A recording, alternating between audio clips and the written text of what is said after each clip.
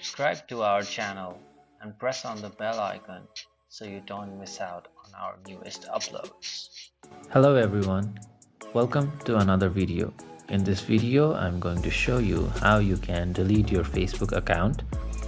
To do this, open Facebook app in your mobile device. Then press on the three bars icon on the right side of your screen. Then scroll down to settings and privacy, tap on it, and then under the settings and privacy, tap on privacy shortcuts option. Scroll down to find your Facebook information section.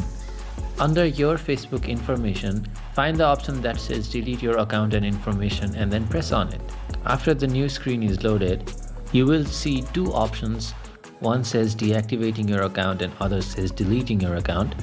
Deleting your account is permanent, so if you're not so sure of deleting your account, you can also go with deactivating your account. But when you proceed with deleting your account, all your content on your Facebook and your Messenger services will be deleted. So if you really want to delete your account, check the delete account option and then press on the continue to account deletion button. Facebook will provide you with many options that might change your decision on deleting your account, but if you're so sure of deleting your account, press on the delete account button and then type in your password.